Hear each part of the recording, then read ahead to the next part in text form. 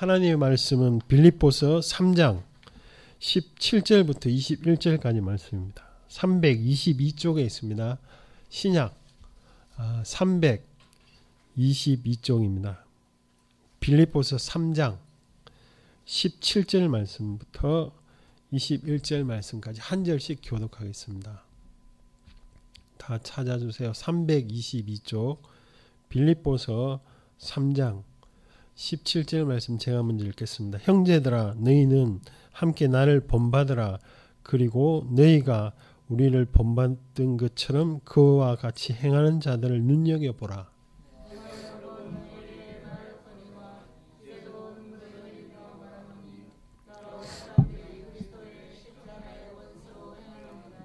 그들의 마침은 멸망이요 그들의 씨는 배요 그 영광은 그들의 부끄러움에 있고 땅의 일을 생각하는 자라.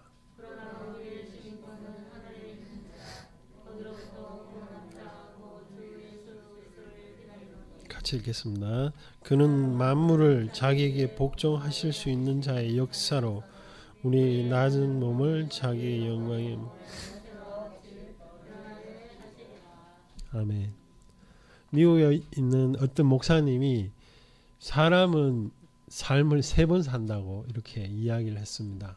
첫 번째는 모태에 있을 때, 그리고 두 번째는 이 땅의 삶, 세 번째의 삶은 천국의 삶, 이렇게 이야기를 하는 것을 들었습니다. 우리가 이 땅에 사는 동안에 이 땅이 전부이고 이 땅에 정말 즐거움과 기쁨과 목표로 다 이렇게 가지면 이 땅이 전부인 삶을 사는 것이죠. 기독교인들은 그렇지 않습니다. 천국, 예수님이 나를 위해서 죽으셨기 때문에 당연히 천국에 대한 소망이 있습니다. 죽음이 나를 두려워하지 못하게 만들죠. 이론적으로는 그런데 정말 우리의 삶이 하나님에 대한 소망이 있는가? 그리고 이 땅의 삶을 전부로 그냥 살고 있는가?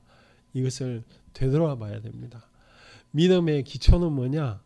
우리가 이 땅에 좀 실수할 수 있습니다. 이 땅에 사람들 나를 좀 못 알아보고 좀 무시하고 그냥 이렇게 좀 초라하게 살 수 있습니다. 그러면 어떻습니까? 천국에 하나님이 계십니다. 그 하나님이 나를 인정하면 그것이 가장 중요한 삶이라고 성경은 이야기합니다. 예수님이 그러셨죠. 이 땅의 삶을 사는 동안에 재물과 하나님을 겸하여 섬길 수 없다고 이렇게 이야기를 하고 있습니다. 이게 오늘 본문 말씀에 보면 사도 바울이 17절 18절에 보면 이 땅의 삶을 전부인 사람을 향해서 권면합니다. 그렇게 살지 말라. 그리고 내가 여러 번 눈물로 이야기를 했는데 왜 자꾸 못 알아듣냐. 그러니까 사도 바울이 천국에 대해서 소망을 두고 이 땅에 사는 삶을 본받는 자들, 그런 사람들을 유심히 좀 관찰해 봐라. 그게 17절 말씀이죠.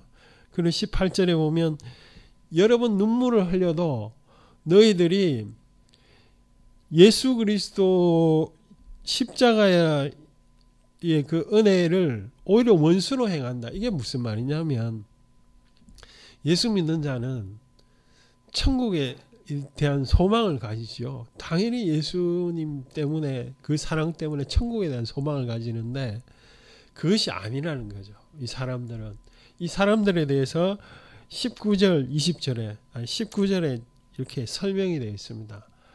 사도 바울이 지금 감옥에 있습니다. 로마의 재판을 받기 위해서 잠깐 이렇게 가택연금 같은 감옥에 있습니다.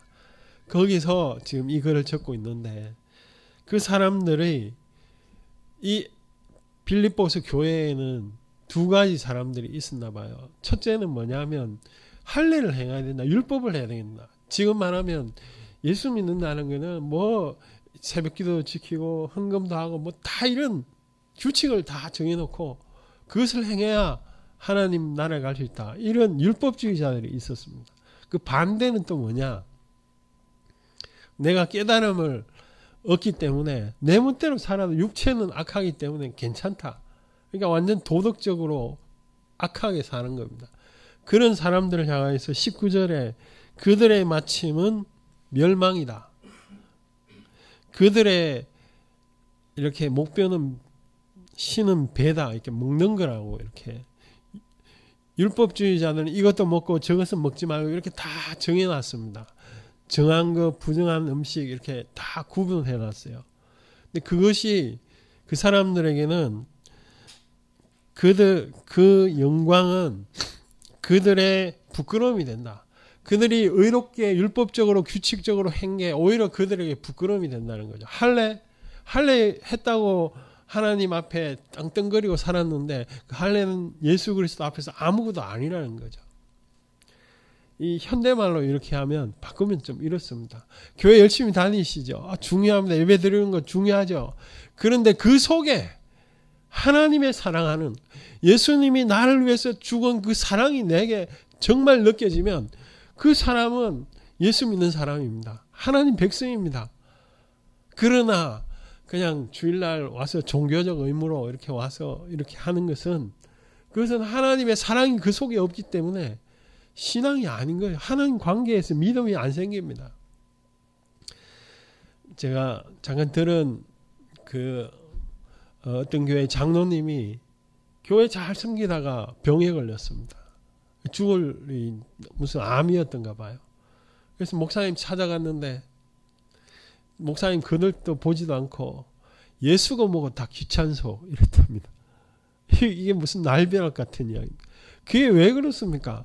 예수님 교회 다니면 복 받고 막 병 안 걸릴 줄 알았는데 그 죽을 병 딱 걸리니까 그 속에 생각이 딱 나오는 겁니다. 그게 왜 그렇습니까? 이 세상 가운데서 내가 영광을 누리고 안 아프고 정말 즐겁게 사는 것이 예수 믿는 거라 이렇게 생각했을지도 모르죠. 그 장로님 저하고 아무 상관이 없기 때문에 전 잘 모릅니다. 예수 믿고 뭐 예수고 뭐고 다 귀찮소 이럴 수가 없어요. 내가 실제로 수많은 기도를 했는데 하나님이 안 들어줬어요. 그 이유는 잘 몰라요. 그럼에도 불구하고 우리가 포기하지 못하는 건 뭡니까? 하늘나라. 하나님이 나를 위해서 예수님을 죽이셨다는 그 증거를 내가 믿기 때문에 하늘나라에 대한 그 소망은 포기가 안 되는 거죠. 그래야 능력이 되는 거죠. 여러분, 하늘나라는 저 미래에 있는데 그게 내 현실에 무슨 능력이 되느냐고요? 아닙니다. 그 미래에 대한 소망이 오늘 내가 이 땅을 사는 동안에 희망과 능력을 가져다 줍니다. 그게 사도 바울이 20절에 21절 이렇게 이야기하고 있지 않습니까? 20절 예수 믿는 자들을 향해서 한번 읽어볼게요. 다시 한번 시작. 그러나 우리의 시민권은 하늘에 있는지라 거기로부터 예수님이 자기를 위해서 기다린다는 겁니다. 사도 바울이 뭐 평탄한 삶을 사는 사람 아니죠. 맨날 두드려 맞고 예수 때문에 쥐어 터지고 또 사람들이 와서 죽인다 그러고 협박하고 뭐 이랬죠. 그런 모든 것들을 왜 견딜 수가 있었느냐? 20절요. 예수님이 나를 위해서 기다린다. 그러니까 지금 사는 삶 속에서 능력이 되고 힘이 되는 거죠. 여러분 이 땅의 삶 떵떵거리면서 뭐 우리 교회는 그렇게 떵떵 막 자랑하면서 사는 분은 거의 안 계시는데 그래도 뭐 나는 왜 사회에서 소외받고 이렇습니까? 그래도 괜찮습니다. 성경이 그렇게 이야기합니다. 그러나 유일하게 포기하지 않아야 되고 내 소망을 두어야 될 것은 하나님에 대한 소망입니다. 내가 이 땅에 막 아프고 또 나를 뭐 옆에 있는 아내가 남편이 잘 알아줄 땐 고맙지만 뭐 맨날 그렇습니까? 알아주지도 못하고 나 혼자 고민하고 이런 외로움 그런 것은 누구든지 인간은 다 가지고 있어요. 이 땅을 살면 다 가지고 있습니다. 혼자 살아도 그렇고 결혼해도 마찬가지고 그렇습니다. 그런데 내가 포기하지 말아야 될 것은 예수님의 그 은혜로 내가 저 천국에 대한 소망을 포기하지 말아야 됩니다. 사도 바울은 21절에 또 기대하고 있죠. 같이 한번 읽어볼게요. 시작.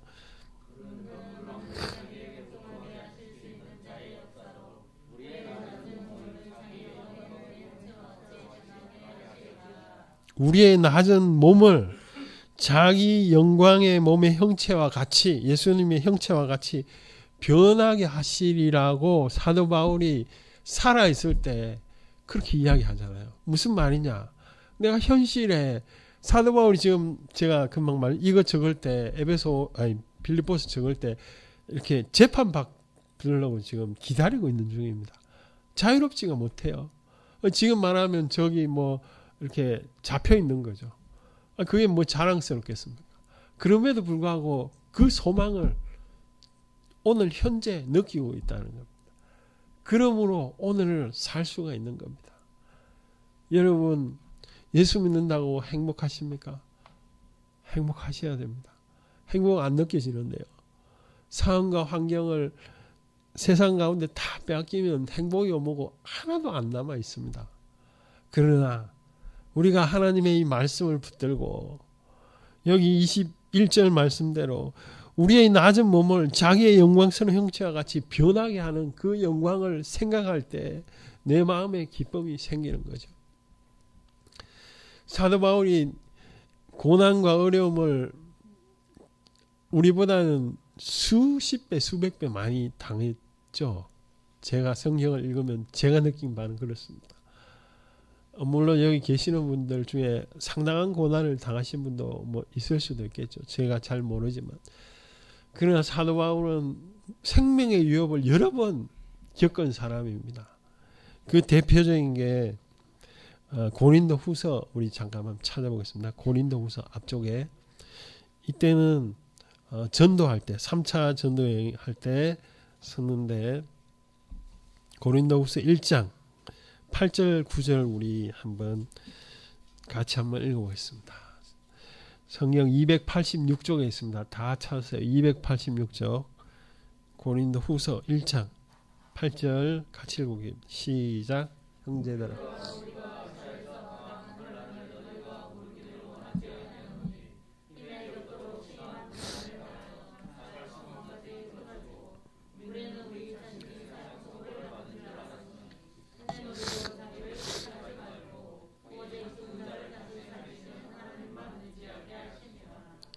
여기 보면 8절에 살 소망까지 뭐 대책이 없어요. 그래서 죽었구나 이런 거죠. 여기 다른 성경에 보면 길이 끊어져 더 이상 앞으로 나갈 수 없는 상태. 길이 없어요. 이게 뭐 살 구멍이 없어요 지금. 그래서 이거 해석하는 신학자들이 여기 사도행전에 나오는 그 소동 데메드리오 에베소에서 이렇게 소동이나 뭐 그런 것을 말한다라고 추정은 합니다만 정확한 건 모릅니다. 어쨌든 사도 바울은 심한 고난, 내가 좀 넉넉히 견딜 수 있는 고난이 아니고 여기 앞에 보면 힘에 겹도록 내가 이 감당이 안 돼. 이거 뭐 어떻게 하겠냐고 이게. 이런 지경에 이르렀습니다. 그 김진호 목사님 제가 지난주도 말씀드렸는데 그분이 청계천에서 지금 이렇게 사역하시다가 정부가 남양만 화성 쪽입니다. 그쪽으로 다 이렇게 간척지로 보내버립니다. 강제 이주를 시킵니다. 밀가루 몇 포대 주고. 그래서 그 간척지가 원래 소금기가 엄청나잖아요. 뭐만 심으면 다 말라 죽는 거죠. 두 번째 심으면 다 말라 죽고, 세 번째, 네 번째 이제 그 모 심는 시기가 있잖아요. 그 점점 6월달쯤 돼가지고 모판이 없으니까 남의 모도 막 이렇게 해가지고 어쨌든 다섯 번째 심었는데 비가 와야 비가 해결책입니다. 비가 옵니까? 근데 뭐 주민들이 지금 목숨이 달려 있으니까 하늘 기도했는데 일주일 딱 되는 날 비가 오기 시작해가지고 그해 풍년이 들었습니다. 그래서 얼마나 기쁩니까? 사람들이 밥도 못 먹었는데 그 쌀보자 뭐 예수 믿든 안 믿든 전부 다 그 동네에 사람들이 가져와가지고 이거는 하나님이 하신 거다. 믿지 않는 사람들도 다 와가지고 이거는 하나님이 하신 거다. 그렇게 떡을 먹고 했는데 이 목사님이 사람들이 그냥 먹고 살 정도가 돼서는 안 되고 좀 문화적인 생활도 하고 그래서 돼지하고 소도 기르자 이래서 호주에 돼지하고 막 그 가축들을 들여왔는데 이게 폭락이 되고 뭐 잘 될 때는 목사가 원망 안 하지만 못 될 때니까 뭐 이렇게 예배 드리고 한 빚쟁이들이 더 엄청나게 많이 있고 빚쟁이 되니까 뭐 얼마나 사람을 못 살게 굽니까?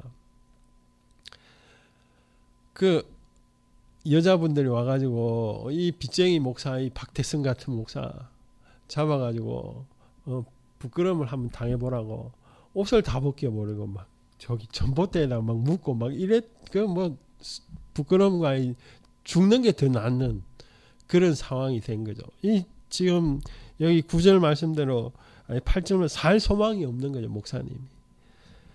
그래서 목사님이 거기 가가지고 기도실에 가가지고 창문에 모든 빛을 다 막아버리고 캄캄한 데서 물도 안 마시고, 하나님, 내가 돈 10원 한 푼 나를 위해서 저축한 것도 없고 내가 사심 없이 했는데 나를 이렇게 죽이고자 이렇게 하면 어떡합니까? 5일째 딱 되는 날 갑자기 여자분이 한 분이 찾아온 겁니다. 목사님 잠깐만 만나자고. 목사님이 그 정신에 뭐 여자를 만날 마음이 생기겠습니까? 뭐 할 말 있으면 밖에서 하시라고. 목사님 너무 어려우시죠. 그러면서 성경 말씀 로마서를 이렇게 한 구절, 우리가 빚진 자로 돼. 이 로마서에 나오는 말씀이죠. 이 성경에 보니까 빚진 자가 거기 있어. 그런데 딱 그 말씀을 듣는 순간에 내가 이 땅의 육신, 그러니까 하나님의 영광이 아니라 내 생각대로 이 일을 다 했구나. 그게 탁 깨달아진 거예요. 그 다음부터는 마음이 평안한 거죠. 그 말씀이 위로가 된 겁니다. 평안하니까 그 사람들, 빚쟁이들이 와가지고 얼굴을 보니까 뭐가 바뀌었거든. 그러니까 목사님이 뭔가 대책이 있구나. 그러면서 돌아간 거예요. 그렇게 해가지고 갑자기 또 우체국에서 전화가 온 거죠. 목사님, 신분증하고 도장 가져오세요. 돈 찾아가세요. 그래서 이 목사님 놀래가지고, 내가 돈 줄 때는 있지만 돈 찾을 때는 없는데. 자기가 옛날에 그 새벽을 깨우리다 그 책이 일본에서 많이 팔려가지고 그거 찾아가라는 거예요. 그래서 그 찾아와가지고 급한 빌린 돈 갖고 그렇게 해가지고 다 갚은 거죠. 여러분, 때때로는 말입니다. 우리가 하나님이 정말 저기 멀리 계시는 것 같아요. 내가 기도했는데 아무것도 응답이 안 되는 것 같아요.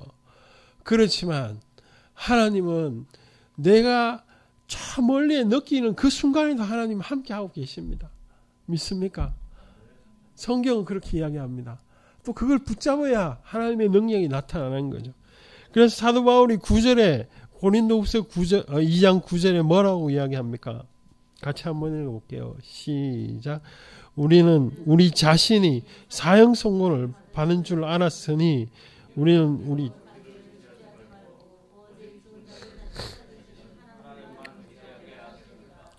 사형 선고, 이제 죽었구나라는 것이, 이제 죽었구나라고 생각을 했는데, 근데 우리로 자기 자신의 어떤 것을 의지하지 말고 오직 하나님만 의지하기 위해서 그런 환경이 있었다라고 사도 바울이 이야기를 하고 있죠.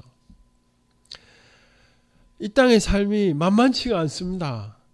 하나님은 보이진 않고 눈에 보이는 현실은 우리로 하여금 자꾸 불안과 염려와 걱정과 근심을 자꾸 주기 때문에 그렇습니다. 그럴 때 어떻게 이깁니까? 사도 바울은 하나님만 의지하게 하십니다. 이 결론이 나오기까지 어떻게 죽을 줄 알았는데 하나님만 의지하겠다. 이게 상당한 거리가 있는 겁니다. 죽을 줄 알았다니까.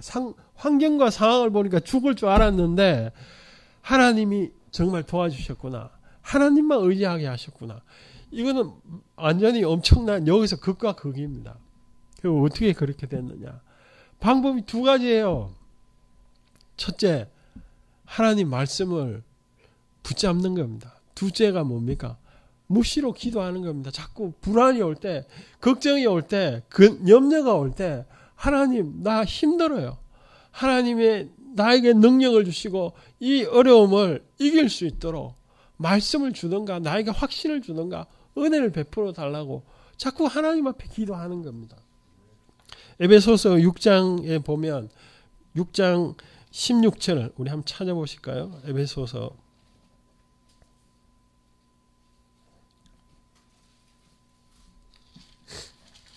에베소서 6장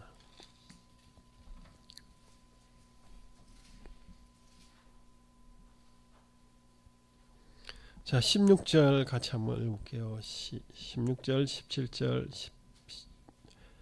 같이 읽을게요. 시작.